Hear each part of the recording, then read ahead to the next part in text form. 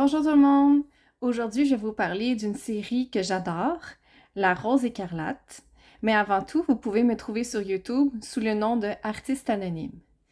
Donc, je vous en avais déjà parlé quand j'avais présenté le livre de l'épouvantaire de La Rose écarlate, que je voulais venir vous expliquer un petit peu qu'est-ce que c'était. En fait, pour l'instant, là, je vous ai mis trois livres pour montrer un petit peu le dessus. Mais en fait, moi, j'en ai 18, puis je pense que même ils sont rendus au 20e livre, si c'est pas plus. Donc, La Rose écarlate, moi, qu'est-ce que j'aime en premier qui vient me chercher, c'est vraiment, vraiment le dessin, le style. Été dessiné par Patricia Lifong. Vraiment, elle a beaucoup de talent, c'est inouï. Si on regarde ici, celui-là, c'est le premier. Donc, moi, personnellement, j'y vois une petite différence avec le premier, le style qu'elle a donné, et ensuite le genre qu'on voit vraiment, vraiment plus régulièrement. On voit qu'il y a une petite différence sur le style. J'ai l'impression qu'elle s'est positionnée sur quelque chose qu'elle voulait absolument, puis elle l'a gardé par la suite. Je vous montre en fait aussi celui-là, qui est aussi un de mes covers préférés. Ben, je vais vous expliquer un peu l'histoire. L'histoire, c'est que Maude qui est le personnage principal, Maude se retrouve en France chez son grand-père parce que son père a été tué et elle veut le venger. Elle rencontre... Oh mon Dieu, c'est quoi son nom? C'est... Oh mon Dieu, j'ai un blanc. Elle rencontre... Voyons, on va aller voir. Là. Il s'appelle... Comment je peux avoir oublié ça? Comment je peux avoir oublié ça? Il s'appelle... C'est un conte. C'est un conte. Il s'appelle... Parce que dans ma tête, j'ai juste le nom de l'histoire que j'ai écrit par rapport à ça. Parce que j'avais une histoire en tête qui m'est venue. Là, on voit ici, dans le fond, son père. Elle essaie de défendre son père. Son père s'est fait attaquer à la maison. En pleine nuit. Donc, on voit ici, hein, c'est malheureux, son père est mort. Donc, n'ayant plus de parents, elle se retrouve en France. On voit les dessins, les couleurs et tout. Hein, c'est vraiment, vraiment beau. Moi, j'adore vraiment. Bon, quand est-ce que le garçon fait apparition? Ici, on voit que il s'appelle le renard. Dans l'histoire, quand il est tout en noir, c'est un petit peu un Robin des Bois. Il va aller, il est très, très, très connu puis adoré des pauvres. Et il va aller voler aux riches pour donner dans les orphelinats, etc. Donc, Maude, elle, c'est son idole, le renard. C'est absolument son idole. Elle veut être comme lui. Elle veut, elle aussi, aider les orphelins, les pauvres et tout. Donc, ici, elle le rencontre. Il s'appelle... J'ai son nom sur le bout de la langue, mais ça ne me vient pas. Voyons. Ok, elle va... Ah! Le comte de Landré. Eh boy, ça m'a pris du temps. Le comte de Landré. Ok. Donc, dans le fond, le renard, c'est lui, le comte de Landré. Je vous donne un punch, mais ça, vous allez voir en lisant le premier livre qu'on devine tout de suite que c'est lui.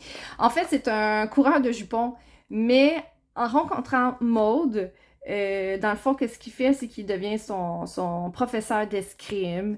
Puis, au fur et à mesure, ben, Maude va se mettre à sortir la nuit pour faire comme le renard. Et afin de la protéger, ben, le renard va décider de faire équipe avec Maude parce qu'il sait qu'elle a une tête de cochon. Parce que vraiment, dans l'histoire, vous allez voir que Maude, c'est... Ici, on voit qu'elle s'est créé son costume pour essayer de faire comme le renard.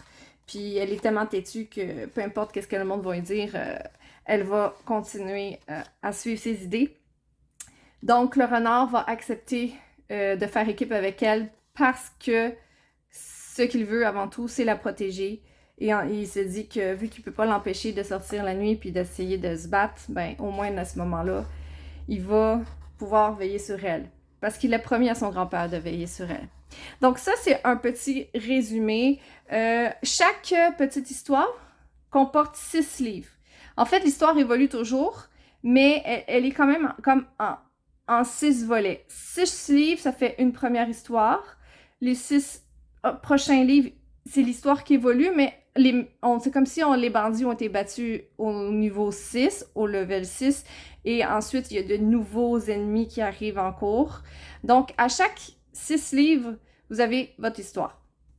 À part de l'histoire principale et de l'évolution de son histoire, Patricia Lifong, elle a fait aussi des livres que c'est La Rose écarlate, mais des missions. Les missions, c'est de petites histoires qui viennent en 2 livres.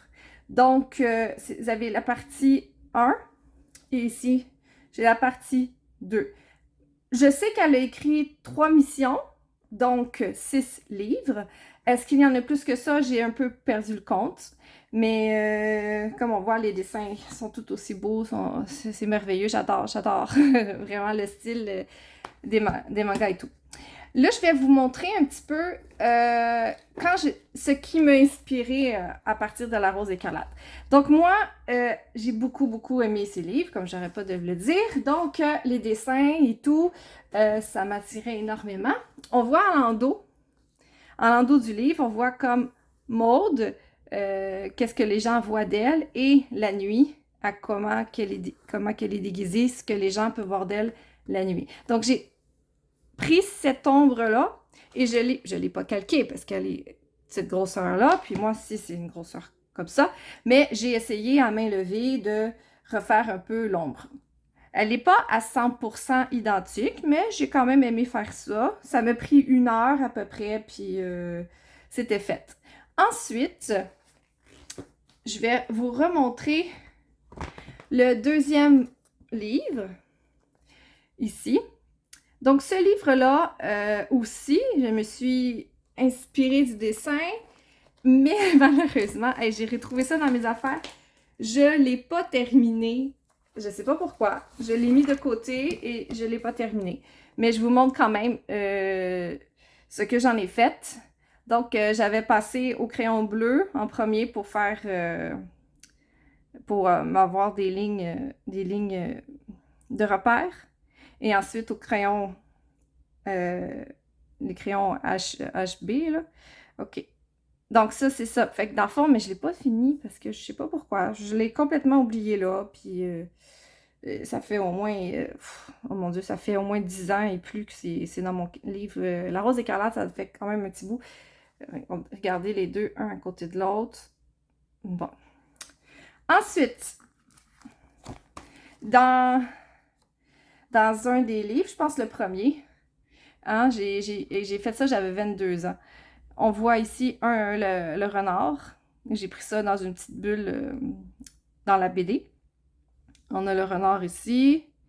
Et on a Maude ici. Ça, c'est quand Maude pleure sur le cadavre de son père. Dans le fond, elle est vraiment comme en colère, mais pleine de tristesse. Ensuite, à force de dessiner des mangas comme ça, à partir de La Rose écarlate, j'ai voulu faire mes propres mangas. Je peux vous montrer un peu un ici que j'avais dessiné. Il est tout petit, il n'est pas gros. C'est juste une inspiration du moment. Je voulais vraiment avoir comme les cheveux au vent. C'est sûr que c'est pas exactement pareil, là. Ça, c'est moi qui l'ai fait. C'est mon style à moi. Donc, je vous montre ça comme ça. Et un autre dessin que j'aime beaucoup, que j'ai fait, faudrait peut-être que j'y mette en couleur à un moment donné, qui est plus celui-là. Donc, un dessin un peu manga aussi. Bon. C'est ça. Donc, c'est pas mal tout ce que je voulais vous dire sur La Rose écarlate, puis tout ce que je voulais vous montrer. Franchement, je vous encourage, si vous voulez pas les acheter, allez à la bibliothèque. Ils les ont. Commencez à les lire, c'est vraiment des bons livres. Il y a de l'humour. En même temps, si vous aimez les contes, ben, pas les contes, mais si vous aimez les histoires un peu de justiciers à la Robin des Bois, vous allez adorer ça. Et les dessins sont merveilleux. Donc, elle a tout pour... le livre a tout pour lui. Et, je vous encourage fortement à aller lire ça. Donc, c'était tout ce que je voulais vous montrer, tout ce que je voulais vous parler. Si vous avez apprécié la vidéo, n'oubliez pas... Pensez à me mettre un petit pouce en l'air, ça va me faire vraiment plaisir. Et on se redit à la prochaine. Bye bye!